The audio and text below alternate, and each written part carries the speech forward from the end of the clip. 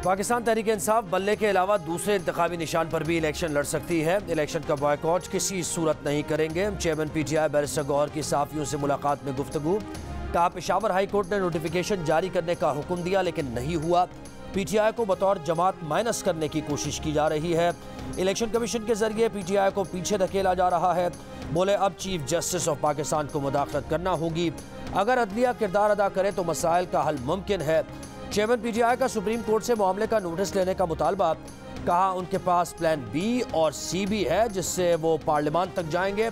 PTI का establishment समेत किसी से कोई झगड़ा नहीं। फौज हमारी है, मुल्क भी हमारा है।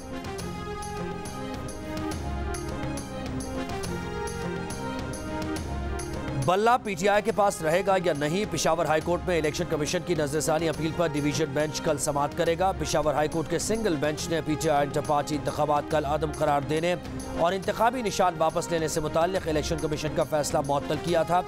अदालत ने इलेक्शन कमीशन को हुक्म दिया था कि PTI इंटर पार्टी इंतखाबात का सर्टिफिकेट वेबसाइट पर जारी करने के साथ साथ पार्टी का इंतखाबी निशान बल्ला भी बहाल किया जाए।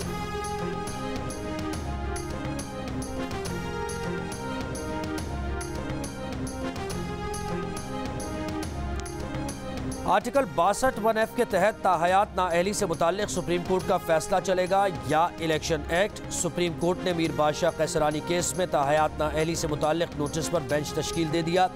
Chief justice of Pakistan justice Qazi Faez Isa की सरबराही में 7 रुकनी लार्ज बेंच कल समाअत करेगा।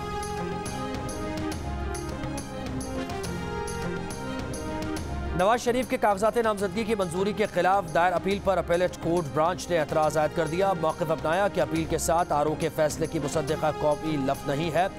इश्तियाक चौधरी एडवोकेट ने अपील दायर की थी कि NA 130 से नवाज शरीफ के कागजात कानून के मुनाफी मंजूर किए गए।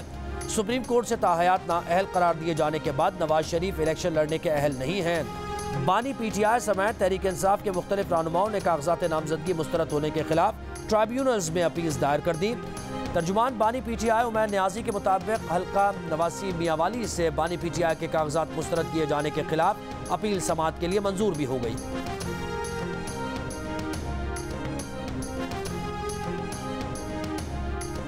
इंतखाबी शेड्यूल आने से पहले जो हल्काबंदियां हो चुकी, इलेक्शन उसी पर होगा। हम इस वक्त कुछ नहीं कर सकते। सुप्रीम कोर्ट के जज जस्टिस मंसूर अली शाह के NA 165 की हल्काबंदी के खिलाफ दरखास्त की समाअत में रिमार्क्स। कहा हम इस केस में इस वक्त कुछ नहीं कर सकते। सुप्रीम कोर्ट ने मुकदमे में समाअत इलेक्शन के बाद तक मुलतवी कर दी।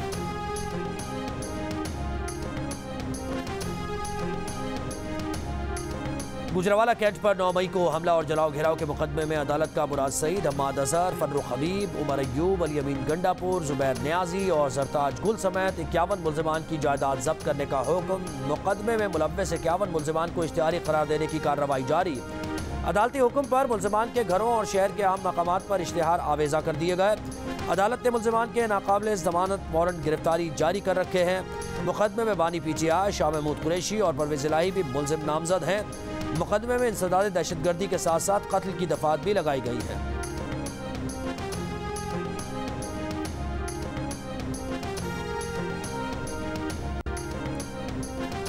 बानी PTI और फवाद चौधरी के खिलाफ तौहीन इलेक्शन कमीशन केस की समाअत 3 जनवरी को अडियाला जेल में होगी। कॉज लिस्ट जारी। फवाद चौधरी और बानी PTI के खिलाफ फर्द जुर्म आयद की जाएगी।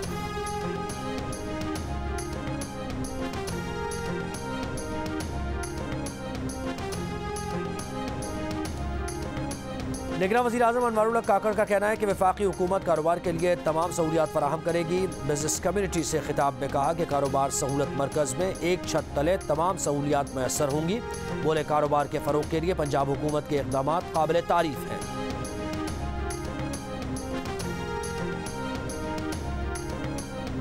फैज़ाबाद धरना कमीशन ने शहबाज शरीफ को तलब कर लिया। कमीशन ने शहबाज शरीफ को 3 जनवरी को बयान कलम बंद करवाने के लिए तलब किया। ज़राए के मुताबिक शहबाज शरीफ को साबिक़ वज़ीर आला पंजाब की हैसियत से तलब किया गया। इंक्वायरी कमीशन ने रिपोर्ट 22 जनवरी को सुप्रीम कोर्ट में जमा करानी है।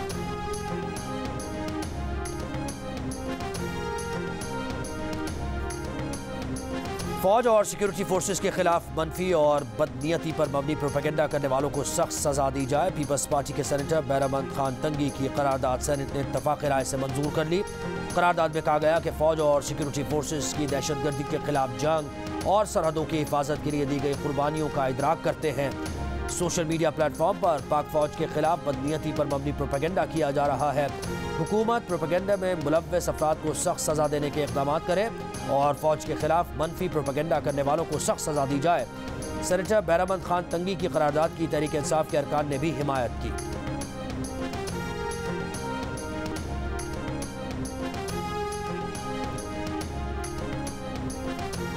टोक्यो से तकरीबन 400 किलोमीटर दूर वस्ती जापान में ज़लज़ला शिद्दत 7.4 रिकॉर्ड की गई। सुनामी वार्निंग जारी, शहरियों को बुलंद मकामात पर जाने की हिदायत। ज़लज़ले से 36,000 से ज़ायद घरों को बिजली मुनक़ता। जापान के सूबे इशिकावा में एक और ज़लज़ले की वार्निंग। जापानी हुकूमत के तर्जुमान का कहना है कि ज़लज़ले के नुकसानात का जायज़ा लिया जा रहा है। जापान में पाकिस्तान के सफ़ीर रज़ा बशीर तारड़ कहते हैं, अब तक इत्तलात के मुताबिक जापान में मुकीम तमाम पाकिस्तानी महफूज हैं। पाकिस्तानियों के लिए किसी भी मुश्किल सूरत हाल में राबते के लिए हॉटलाइन कायम कर दी है। गुड्डू पावर प्लांट सिस्टम में वापस ना आ सका, बिजली का बहरान शदीद हो गया। लेस्को समेत तमाम डिस्कोज में गैर एलानी लोड शेडिंग घंटों तक फैल गई। NTDC ज़राए के मुताबिक लेस्को का शॉर्टफॉल 1000 मेगावाट से बढ़ गया। सिर्फ 1500 मेगावाट बिजली मिल रही है। बंद पावर प्लांट्स आज भी नहीं चलाए जा सके, जिनमें थर्मल और कोयले वाले पावर प्लांट्स भी शामिल हैं। पाकिस्तान से गाजा के लिए इमदादी सामान की तीसरी खेप रवाना। सर्द मौसम के लिए खुसूसी खेमे, कंबल, अद्वियात, फूड पैकेट्स पहले ही गाजा भिजवाए जा चुके हैं। निगरान वज़ीर ख़ारजा जलील अब्बास जिलानी ने तकरीब से खिताब में फौरी जंगबंदी, इंसाफ, इंसानी हुकूक़ के उसूल बरकरार रखने पर जोर दिया। कहा, इसराइल की गाजा में अंधाधुंध ताकत के इस्तेमाल की मजम्मत और फ़लस्तीनियों की भरपूर हिमायत का इजहार करते हैं।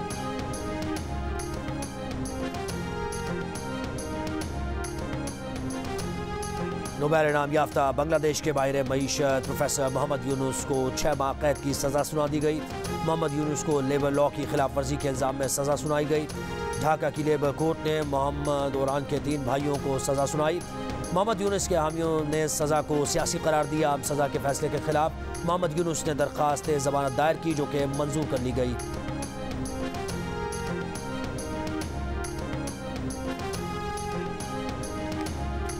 और पाकिस्तान स्टॉक एक्सचेंज में नए साल के पहले दिन मुस्बत रुझान। कारोबार के दौरान 100 इंडेक्स में 2210 पॉइंट्स का इजाफा। 100 इंडेक्स 64,661 की सतह पर बंद।